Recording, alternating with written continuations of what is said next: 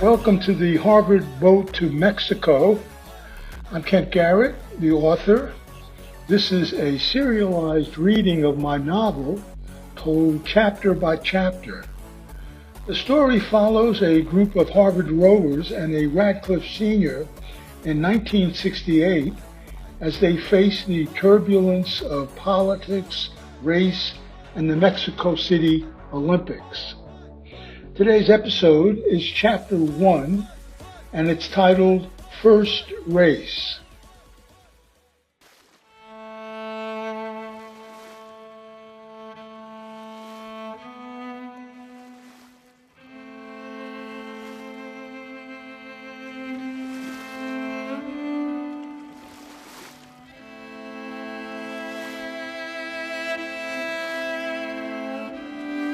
This is not a fucking drill, boys. Coach Harry Bannister yells from his launch, his bullhorn crackling as he guns the engine and is ready to pace alongside two boats. Harvard rowers listen to the rhythmic splashing of water and roar of the motorboat as their two gleaming red Harvard racing shells move upriver on the Charles towards the starting line. It is 8 o'clock Thursday morning, August 1st, 1968. In Cambridge, Massachusetts, a 2,000-meter race is about to start.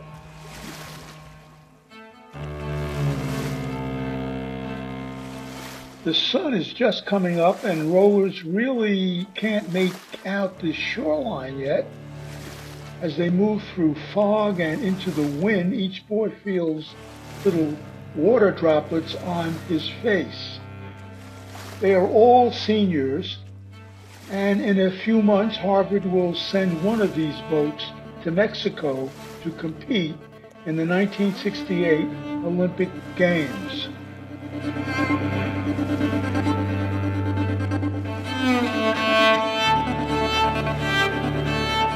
In boat number 1, Gordie, son of a powerful Boston family, he sits up tall in the stroke seat, jaw clenched, left hand on his oar.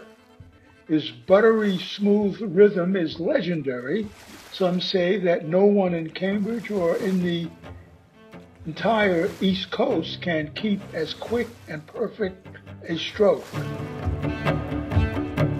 Frank Louis Weiss, born in Mexico and adopted by a Jewish American family, sits in the number 2 seat on boat number 1.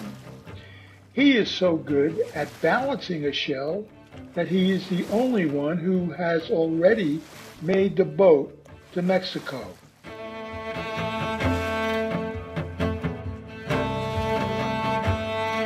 A few feet away in boat number 2 sits stroke Jamal from the streets of Memphis.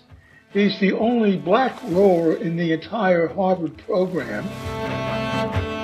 Head bowed slightly and breathing slowly, he is ready.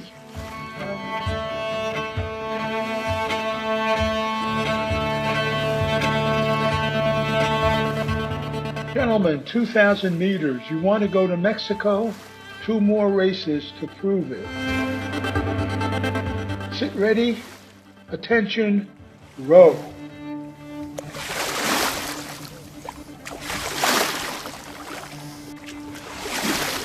The shells blast off the line like torpedoes. Gordie in boat number 1 jumps to a flawless high rate start at 42 strokes per minute. He pulls clean, jaw locked, cheeks tight with concentration. His body is silk and steel, forged by privilege and polished by pressure. Every motion is perfect. Coxswain Doug Watkins on boat number 1 shouts, 1, 2, 3, 4, 5. Yeah, we are moving. Come on, dig in, dig in. We rock.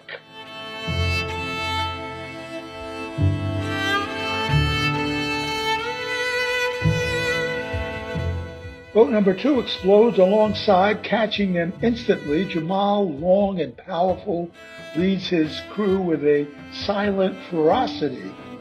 His face is unreadable. His motion is slightly rougher, more violent, but brutally effective.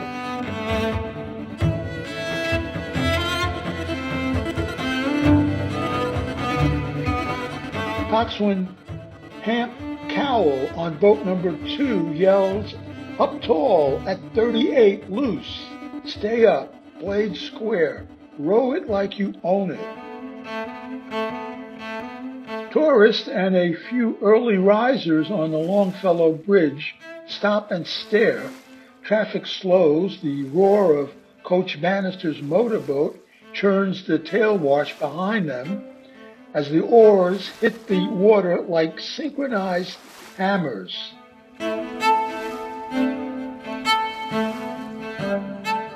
This is a race. At 500 meters, the two boats are dead even. At 750 meters, boat number 1 creeps ahead by 1 seat, but Jamal is creeping up.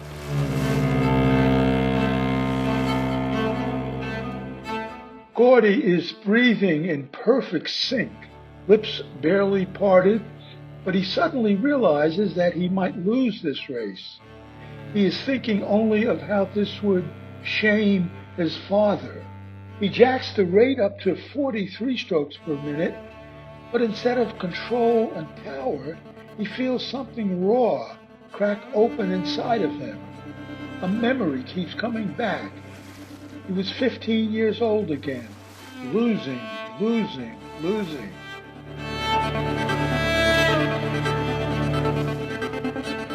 Age 15, North Haven, Maine. We were sailing back from a spring picnic cruise in Maine. I got confused and some of the rigging I was working on got tangled up in some lines on the boat. The boom hit me in the head, knocking me overboard. Furious, my dad looked down at me in the water and said, "Fuck it, he is a loser. Leave him, let him swim home." My twin sister Amy and my mother yelled, "No." My dad said, "Leave him, leave the asshole." As the boat pulled away, I resisted the urge to panic. The dock was about 1.5 miles away. The currents were strong and the surface was choppy. I kept saying to myself, I will not sink. I will not sink. The water temperature was about 58 degrees. 20 minutes more in the water and hypothermia would have set in.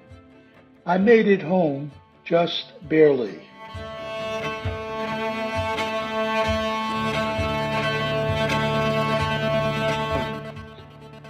But the weight of my family is a heavy burden, one that I cannot seem to shake off or outrow. I row scared. Back to the Charles at 1,000 meters. Gordie's jaw tightens. Boat number 1 powers into the second 1,000 meters. But boat number 2 is surging. Jamal presses, his massive legs exploding. His boat rises and runs as if lifted by rage. He is running on anger. Suddenly a memory. Age 15, Memphis, Tennessee. My left leg is not fine. I have been shot and left to bleed to death by Memphis police, and my cousin Jimmy has been killed. I have become the proverbial angry black man. For me, rowing is transcendent. It keeps the devils and demons at bay, but not all of them. Not the anger. I row angry. Back to the Charles at 1,500 meters. Pain sweeps across the boats like a fire.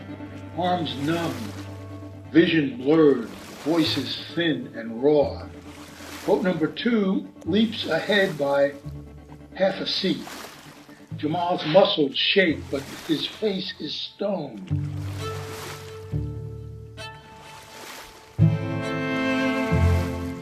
Gordie's blue eyes flick sideways. Not me, never me.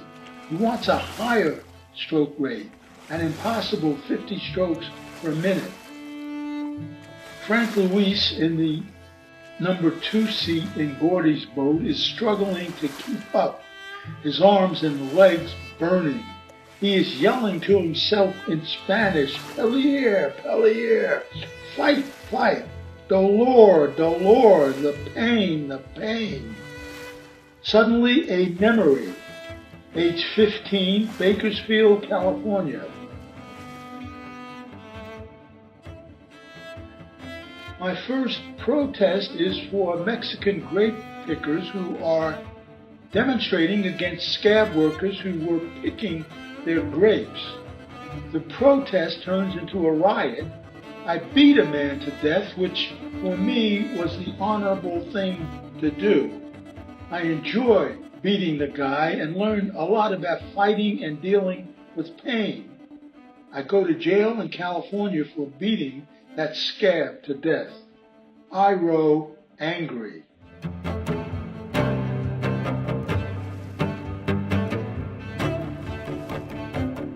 At 1,750 meters, crowds are shouting along the shore as the 2 Harvard shells bolt towards the finish line like war horses. Coach Bannister stands in the launch, thumb on his stopwatch, his eyes flick between the 2 stroke seats. Will it be Gordie, the ice-blooded legacy, or Jamal, the furious and powerful black? Which one takes us to Mexico?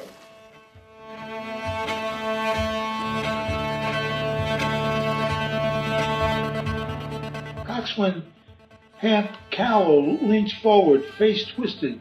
Jamal, now or never, kill them.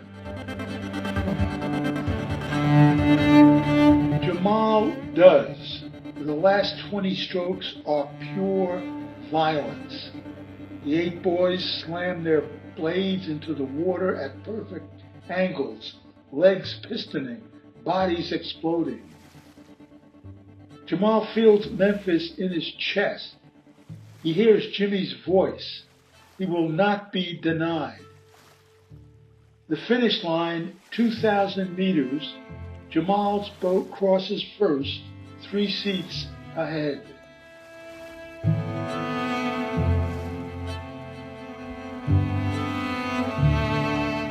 Radcliffe Sr., Amy Thayer, stands at the edge of the Anderson Bridge, notebook in hand, coat flapping in the wind off the Charles.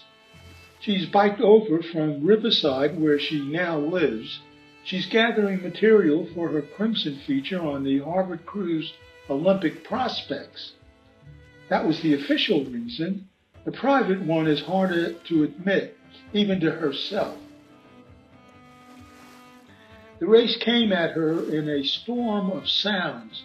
The slap of oars, the slide of metal seats, the ragged screams of coxswains pushing their crews towards victory. She could feel it, like thunder rumbling up through her body. She saw her twin brother Gordie, then her eyes shifted to the second shell, where Jamal Jefferson rode stroke with a kind of savage beauty that made the hairs lift on her neck. His oar seemed to tear at the river itself. She watched his thick arms drive, his back snap, his face carved in concentration, so severe it looked like anger. The river screamed with noise.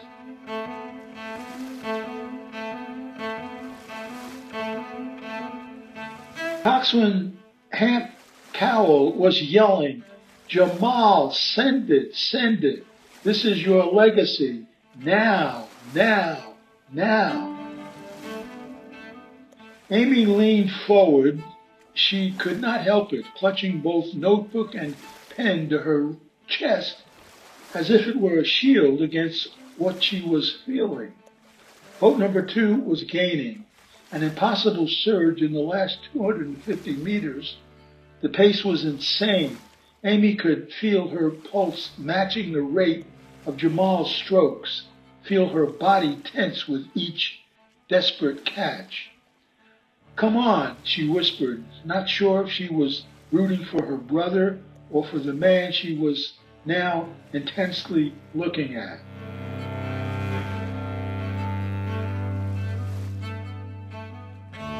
At the line, it happened in a heartbeat. Jamal's boat flashed across ahead by 3 seats. Hamp was up out of his seat screaming. Jamal slumped forward as if someone had cut his strings. Her heart was racing. Gordie, crossing second, didn't make a sound, just stared. His boat, number 1, was slowly gliding. He looked almost lost, empty. Coach Bannister, downriver in the launch, lifted his stopwatch, eyes narrowed. Something important had just shifted. Amy felt it, all the rowers felt it and knew it. Her hand shook as she scribbled down the only 3 words that came to her mind. The balance shifts. She looked back at Jamal, still bent over, breathing like a racehorse, his shoulders rising beneath his crimson jersey. Amy felt a strange, warm ache in her stomach. He looked up suddenly, as if sensing her. Their eyes met across the water. Amy swallowed hard and stepped back from the edge of the bridge. She felt a longing. Was it for love, or was it for fear, or was it both?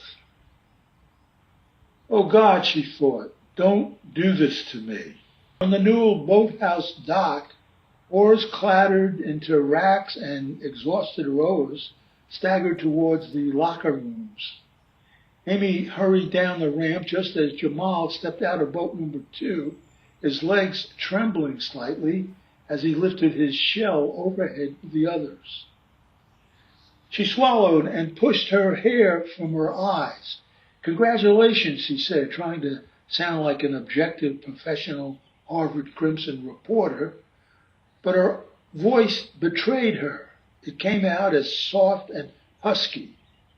He gave a small, crooked smile, though his shoulders were still heaving with effort.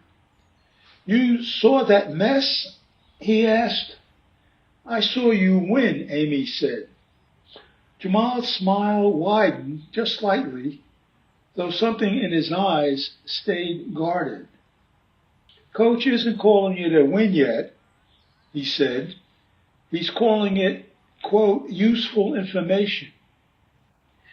"Well," she said, stepping closer, "from where I was standing, it looked like a beginning."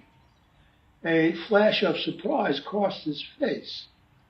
Before he could respond, Gordie emerged from the locker room doors behind her, his hair wet, jaw clenched, walking straight past them without a word or glance. Amy's throat tightened as she watched him go. Jamal followed her gaze. "He's going to kill me in my sleep," Jamal murmured. "No," Amy said quickly. "He just doesn't like losing." "Nobody does," Jamal answered, then added with something like gentleness, "especially someone expected always to win." Their eyes met again. The sounds of the river, the shouted commands, and the clatter of riggers faded into a strange hush. She cleared her throat. "I'm writing something for tomorrow's paper. I was wondering if I could talk to you for 5 minutes, just off the record." Jamal's eyebrows rose. "Why off the record?" Amy felt heat rush to her neck. "Not everything has to be for print," she said, in a voice a little too eager. Jamal looked at her for a long moment, as if trying to decide something. Then he gave a single short nod. All right, he said, 5 minutes, but let's walk on the bike path as I wind down. Amy hesitated, then nodded and walked beside him, their shoulders nearly brushed as they stepped beyond the noise. I've seen you watching practice before, Jamal said, not accusing, just curious. I'm interested in the story, she said, too quickly, then quieter, and in who you are. He was movie star handsome. You want to know who I am, he said. I'm the black guy who wasn't invited to the Harvard party, so I kicked the door down. Amy smiled. And now that you're inside? Jamal grinned, still figuring out where to sit. Amy wanted to reach out and touch his arm. Instead, she said, I think you just earned a seat at the head of the table this morning. Jamal looked out over the water. Maybe, he said, or maybe I just started a war. She felt herself shiver, not with cold. Wars, she said quietly, make good stories. He glanced sideways at her. Is that why you're here? Amy's breath caught, but she forced herself to meet his gaze. I'm here, she said, because I couldn't not be. For a moment, neither of them spoke. Then Jamal said, just loud enough to hear, me too. They followed the river path in silence for a moment. Moving slowly past a few morning bike riders, it was quiet out here again. Just the wind, the creak of the rigging behind them, and the distant sound of cars on Memorial Drive. Every few steps she glanced sideways at Jamal, watching his long, easy stride as his muscles finally began to loosen from the violence of the race. Can I ask you something? She said. He nodded. What goes through your head when you're rowing like that? Jamal thought for a moment. Nothing, he said. Everything. She questioned. That makes no sense. It does, he said, wiping a bead of sweat from his temple. One part of me is completely gone, lost in the rhythm and the crew and the pain, like my mind shuts off. But there is another part. It is sharper. I remember things. I remember sounds, people's faces, where I came from, why I can't quit. They walked another 20 yards. What did you remember today? She asked softly. He hesitated, then said, getting shot by police in Memphis along with my cousin. It's a long story. Amy swallowed. She could feel her pulse in her wrist. He looked at her and added gently, what about you? You look like you were rowing that race from the bridge. She flushed. I didn't mean to. No, I didn't say I minded it. She stopped walking, so did he. Slowly, very slowly, he reached out and brushed a strand of blonde hair back from her cheek, watching her eyes to see if she pulled away. She didn't. His fingertips were rough, warm, unexpected. Tell me if this isn't okay, he said, voice barely above a whisper. It's okay, she breathed. He stepped closer, their coats brushed. He smelled of river water and sweat and something deep and earthy that made her knees feel a little loose. You're Gordie's sister, Jamal said, half to himself, as if reminding himself that there was danger here. Yes, she said, eyes fixed on his, but I'm Amy. He smiled a slow, deep, breathtaking smile, and I'm Jamal. For a moment, nothing else existed. Not Harvard, Not the crew, not Gordie, not their families, not what anyone would say. Just a space between them that was electric. He leaned in slightly. She didn't move.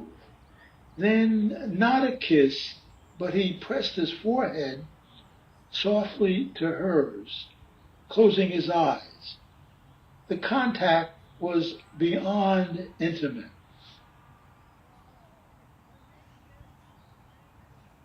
Amy felt her breath catch. His lips brushed against her hairline. Her hand instinctively found his wrist. Today, he murmured, felt like the beginning of something. She nodded, eyes closing. So let's not end it, she whispered. They stayed like that for a moment in the calm wind, two hearts beating in sync. Finally, he pulled back an inch and said with a grin, "If I kiss you right now, we may both be in trouble." She grinned back. Trouble is overrated. Jamal laughed and grabbed her hand. But there's always good trouble.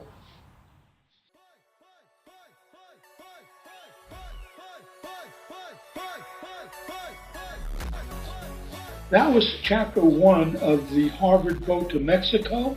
I'm Kent Garrett. Thanks for listening. And if you're following along on Substack, you can read the text version of this chapter. But be sure to subscribe so you don't miss chapter 2, which comes next Wednesday, where we find out why and how Jamal ended up at Harvard.